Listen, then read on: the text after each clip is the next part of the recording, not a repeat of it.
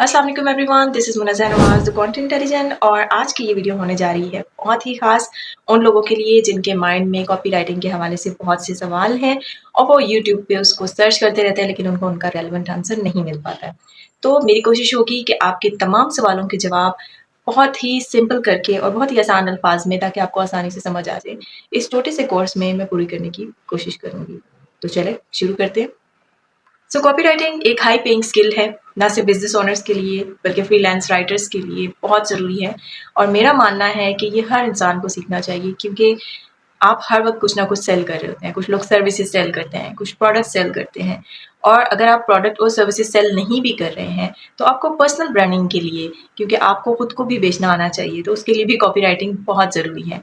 तो मेरे लिहाज से बिजनेस ओनर्स इस स्किल के थ्रू अपनी सेल्स को बूस्ट कर सकते हैं। फ्रीलांसर्स फाइनेंशियल इंडिपेंडेंस की तरफ जाते हैं, उनको बहुत अच्छे जो है वो पे रेट्स मिलते हैं, डॉलर्स में भी, लोकली भी।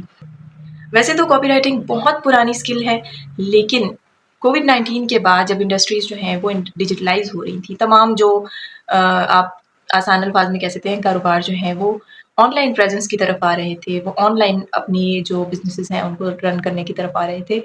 तो उस टाइम पे जहाँ उन्हें दीगर स्किल्स यानी कंटेंट राइटिंग, वीडियोग्राफ़ी, ग्राफ़िक्स और उन चीज़ों की डिमांड में इज़ाफ़ा हुआ, उसकी ज़रूरत महसूस हुई, वहीं पे कॉपीराइटिंग की डिमांड भी बढ़ गई।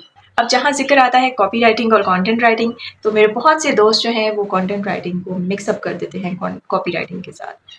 तो इसको समझने के लिए आप ऐसे देख लीजिए कि कोई भी मीडिया है, सोशल मीडिया है, आप अपने सेल पे ओपन कर लें। आप किसी वेब पोर्टल पे हैं, आप पीसी पे हैं, आप लैपटॉप यूज़ कर रहे हैं। जब आप उसको ओपन करते हैं तो आपके सामने जो चीज़ आ रही है, जो इन्फॉर्मेशन और डाटा आ रहा है, वो सारा का सारा कंटेंट है। अब कंटेंट वीडियो फॉर्मेट में भी होता है, ग्राफ़िक्स में भी होता है, विजुअल में भी होता है, टेक्सचर भी होता है। जो टेक्सचुअल फॉर्म में होता है वो रिटन कंटेंट होता है, और कंटेंट राइटर्स वो होते हैं जो उस कंटेंट को लिख रहे होते हैं। अब उस कंटेंट में फर्दर डिफरेंट वैराइटीज आ जाती हैं। कुछ कुछ जो है इंफॉर्मेशन बेस्ड होते हैं, कुछ जो है वो रिजल्ट्स या कोई एक्शन ड्राइव करने के लिए होती है। तो वो कंटेंट जो एक्शन ड्राइव करने के लिए या सेल्स जनरेट करने के लिए यूज होता है या लिखा जाता है, उसको बोलते हैं कॉपी राइटिंग। अब जब हम बात करते हैं कॉपी राइटिंग की, तो कॉपी WRITING वाला राइटिंग है, RIGHTING वाला राइटिंग नहीं है।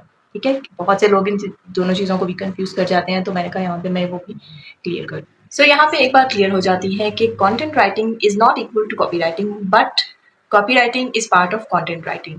और कंटेंट में विजुअल कंटेंट जो आ जाता है उसको हम ग्राफिक डिजाइनिंग में ले जाते हैं, वीडियो कंटेंट जो आता है उसको वीडियोग्राफी में ले जाते हैं, एक्सेट्रा। कॉपी राइटिंग की टाइप्स पे बात करने से पहले ज़रा याद कीजिए वो टाइम जब पीटीवी पे 5 से 10 मिनट के लिए आपके फेवरेट ड्रामा के बीच में या आपकी कोई मूवी होती थी तो उसके बीच में एक ऐड प्ले होता था कि क्या आप अपने बढ़ते हुए वजन से तंग हैं, क्या आपकी दोस्तें आपका मजाक उड़ाती हैं, क्या आपके हस्बैंड आपके ऊपर तवज्जो नहीं देते, आप परेशान हैं, आप थक चुकी हैं। और ये सारी तमहीद बांधने के बाद आपको कहा जाता था कि बढ़ते हुए वजन से अगर आप परेशान हैं तो पेशे खिदमत है सोना बेल्ट। और एंड पे बड़ी खूबसूरती से उसकी प्राइस बताई जाती थी कि अभी ऑर्डर करने की सूरत में आपको ये सोना बेल्ट मिलेगा 1999 में। तो जनाब ये थी कॉपी राइटिंग की एक किस्म, जिसे हम VSL कहते हैं, जिसमें हम वीडियो फॉर्म में कॉपी राइटिंग या अपना मैसेज डिलीवर कर रहे होते हैं। लेकिन इसके पीछे जो स्क्रिप्ट होता है या जो इसको हम रिटर्न में अगर लेके आते हैं वेबसाइट्स में या न्यूज़ लेटर्स में, तो वो कॉपी राइटिंग होती है। ठीक है, और उसी कॉपी राइटिंग को इम्प्लीमेंट करके अगर आप एड्स वगैरह बनाते हैं तो वो VSL में आ जाता है। बेसिकली कॉपी राइटिंग दो तरह की होती है, direct response and branding. Direct response में वो कॉपी राइटिंग की टाइप्स आ जाती हैं जिनका पर्पस इमीडिएटली आपको कोई एक्शन ड्राइव करवाना होता है या इमीडिएटली आपको कुछ सेल करना होता है। उसका पर्पस, उसका गोल जो है वो शॉर्ट टर्म जो है रिजल्ट्स की तरफ होता है, जबकि ब्रांडिंग जो है उसका पर्पस लॉन्ग टर्म रिजल्ट की तरफ होता है। यानी आप किसी चीज़ के बारे में अवेयरनेस बनाने जा रहे हो, उस चीज़ के बारे में आप लोगों को आगाही देने जा रहे हो, तो उसके लिए जो कॉपी राइटिंग यूज़ होती है that is branding copy writing.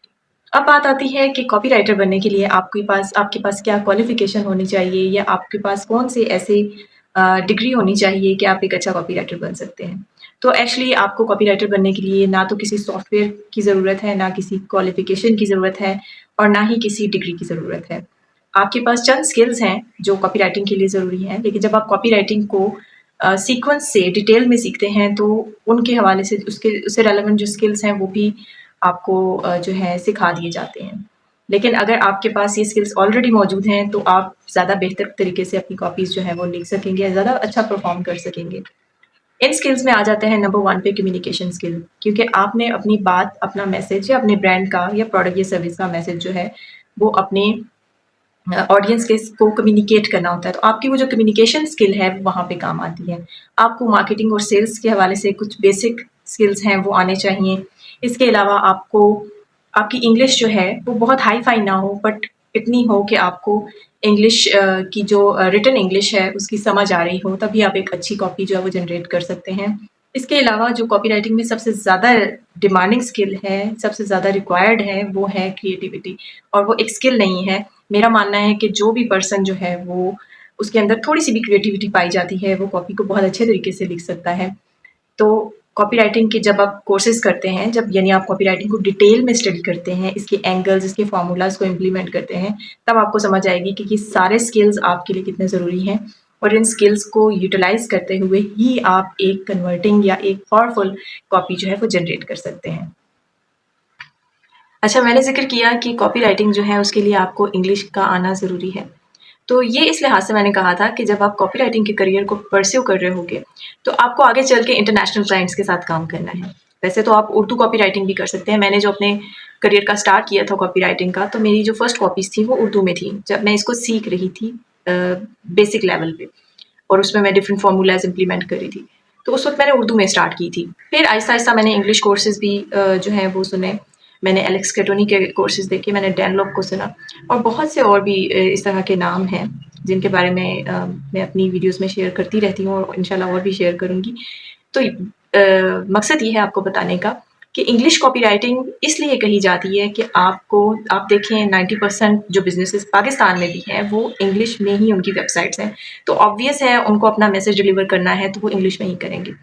लेकिन कुछ ऐसे ब्रांड्स भी हैं जो कि उर्दू को ही लेके चल रहे होते हैं, तो आप इनिशियली स्टार्ट में आप उर्दू कॉपी राइटिंग को भी ऑप्ट कर सकते हैं। इसमें कोई मसला नहीं है, इसमें कोई दिक्कत नहीं है। ठीक है? अब तक हमने डिस्कशन की कि व्हाट इज़ कॉपी राइटिंग, ठीक है, what are the types of copy writing, what skills are required if you want to become a copywriter, why copywriting is a high paying skill। ठीक है, ये सब कुछ हमने डिफाइन कर लिया। अब आपके जहन में सवाल होगा कि शुरू कैसे किया जाए। तो सबसे पहले तो ये कि आप अगर यूट्यूब पे सर्च करते हैं, आपको एक डिटेल्ड कोर्स चाहिए, जो आने वाले दिनों में मैं भी आपके लिए लेके आऊँगी, लेकिन आप जो बहुत बड़े-बड़े नाम हैं कॉपी राइटिंग में, उनके कोर्सेज़ को देख सकते हैं, ठीक है? उनके अंदर आपको डिफरेंट फ़ॉर्मूलाज़, उसकी इम्प्लीमेंटेशन और उसके हवाले से प्रॉपर्ली गाइड किया गया है, ठीक है? लेकिन उसके बाद भी आपका यही क्वेश्चन होगा कि शुरू कैसे किया जाए? तो वो जो शुरू करने वाला काम है ना, वो यहाँ पे है। आपने माइंड बनाना है, आपने क्या करना है, आपने डिफरेंट ब्रांड्स की कॉपीज़ को स्टडी करने लगना है, ठीक है? आपने बड़े-बड़े एक्सपर्ट्स हैं जो कॉपी राइटिंग में जाके या जिनकी आपको कॉपीज़ जो हैं बहुत पसंद आ रही हैं, ऐसी वेबसाइट्स हैं, उनको जाके साइन अप कर लें, उनकी सब्सक्रिप्शन फ्री होती हैं, आपको ईमेल नोटिफिकेशन आया करेंगे, आप उनको स्टडी कीजिए, ठीक है? आप न्यूज़लेटर्स की उनके स्टडी कीजिए, आप उनकी वेबसाइट पे जाके उनके लैंडिंग पेजेस को स्टडी कीजिए, उनके प्रोडक्ट पेजेस को स्टडी कीजिए, और फेसबुक एड्स हैं, फेसबुक एड लाइब्रेरी में जाएँ, आप डिफरेंट एड्स को स्टडी करें कि जो अच्छे परफॉर्म कर रहे हैं वो एड्स, या आपको खुद को जो क्लिक कर रहे हैं उनको स्टडी कीजिए। उसके बाद आप लिखना शुरू कर दें। मेन आपका फर्स्ट स्टेप हमेशा यही होता है कि आपको स्टार्ट करना है, आप लिखना शुरू करें। आप एमएस वर्ड में नहीं लिखते हैं, ना लिखें, आप एक डायरी ले लीजिए, और आप उस डायरी में जो भी आपकी लर्निंग्स हैं उस पर्टिकुलर कॉपी के हवाले से वो आप लिख लीजिए, या आप कोई प्रोडक्ट चूज़ कर लीजिए, या अपने दोस्त की किसी सर्विस को चूज़ कर लें या प्रोडक्ट्स चूज़ कर लें, उसके हवाले से आप डिफरेंट कॉपीज़ लिखना शुरू करें, ठीक है? जब आपको लगे कि आपने उसको अच्छी तरीके से रिफ़ाइन कर लिया है और अब आप इस लेवल पे वो आ गई है कि आप उसे शो कर सकें, तो आप उसे अपने जो सोशल मीडिया है उसके ऊपर पोस्ट कीजिए। अगर आप सोशल मीडिया पे पोस्ट नहीं करना चाहते, तो अपने बहन-भाइयों के साथ या अपने दोस्त अहबाब के साथ अपनी जो रिटन कॉपी है उसको शेयर कीजिए और उसे दिखाइए कि मैंने ये लिखा है। आपको आइडिया हो जाएगा उनके इंटरेस्ट लेवल से ही कि आपने कैसा लिखा है। आप उनकी जो एक्सप्रेशन होंगे उसी से आपको आइडिया हो जाएगा कि कैसा लिखा है। अगर आप सिबलिंग्स के साथ शेयर करते हैं तो वो आपको बहुत ही अच्छा मशवरा दे देंगे, और मे बी आपकी कॉपी में वो कोई आपको हिंट्स या क्लूज़ भी दे दें, आप उसे मज़ीद रिफ़ाइन कर सकते हैं, बेहतर बना सकते हैं। پھر آپ کو لگے کہ اب یہ واقعی اپروو ہے، سب کی طرف سے بڑی اچھی ہے، تو آپ فیس بک پہ جائیں، ڈفرینٹ گروپس ہیں کاپی رائٹرس کے، اس میں بھی شیئر کرتی ہوں، بہت سے لوگ ہیں وہ شیئر کر رہے ہوتے ہیں، اسٹارٹرز جو ہیں، بگنرز ہیں، تو آپ اپنی کاپیز شیئر کرنا شروع کریں، اپنے سوشل میڈیا پلیٹفارم کے اوپر پوسٹنگ شروع کیجیے. شاید آپ کو تھوڑا ٹائم لگے، لیکن آپ کا وہ جو ڈفرینٹ پوسٹ ہیں، ایک سے بہتر ایک آپ جب پوسٹ کر رہے ہوں گے تو ایک ٹائم آئے گا وہ آپ کا سوشل میڈیا جو آپ کا پورٹل ہے یا آپ کا پلیٹفارم جو بھی آپ یوز کر رہے ہیں، ٹویٹر ہے، لنکڈن ہے، یا آپ کا فیس بک ہے، انسٹا ہے، آپ جہاں پہ بھی اپنی کاپی کو پوسٹ کر رہے ہیں نا، وہ آپ کا پورٹ فولیو بن جائے گا. اور پورٹ فولیو بہت ضروری ہوتا ہے جب بھی آپ کو ہائی ٹکٹ کلائنٹ کی طرف جانا ہوتا ہے، تو وہ سب سے پہلے دیکھتا ہے کہ آپ کا کیا کام ہے. اور یہ بھی ہو سکتا ہے کہ آپ جب پوسٹ کر رہے ہوں اس دوران آپ کو سوشل میڈیا سے ہی بہت اچھے کلائنٹس مل جائیں. مجھے خود زیادہ تر کلائنٹ اپ ورک، فائور یا ان پلیٹفارمس کی بجائے سوشل میڈیا پلیٹفارم سے ملے ہیں. لیکن یہ ہوتا ہے کہ جب آپ پریکٹس کر چکے ہوتے ہیں، آپ کا پلیٹفارم بلڈ ہو چکا ہوتا ہے، تو آپ جب اپ ورک اور فائور پہ اپنی وہی سروسز دیتے ہیں تو آپ کو وہی سروسز اچھے ریٹ میں آپ سیل کر سکتے ہیں. تو یہ ہے ایک چھوٹا سا پروسیجر جس کو آپ کو فالو کرتے رہنا ہے. اور انشاءاللہ آپ کے ساتھ ملاقات ہوگی نیکسٹ ویڈیوز میں. میں ڈیٹیل کورس بھی اگر آپ کی خواہش ہوگی تو لے کے آؤں گی. اس کے علاوہ آپ کے مائنڈ میں کاپی رائٹنگ سے ریلیٹڈ کوئی بھی کوشچنس ہیں تو آپ کامنٹ کر سکتے ہیں. میں انشاءاللہ کوشش کروں گی اپنی ویڈیوز میں ان کو آنسر کروں. میرے اس چینل کا پرپس یہی ہے کہ میرے پاس جو نالج ہے میں آپ کے ساتھ شیئر کروں. جیسا کہ سر ہشام سرور جو ہے وہ کہتے ہیں کہ جو سیکھا ہے وہ سکھاتے چلو.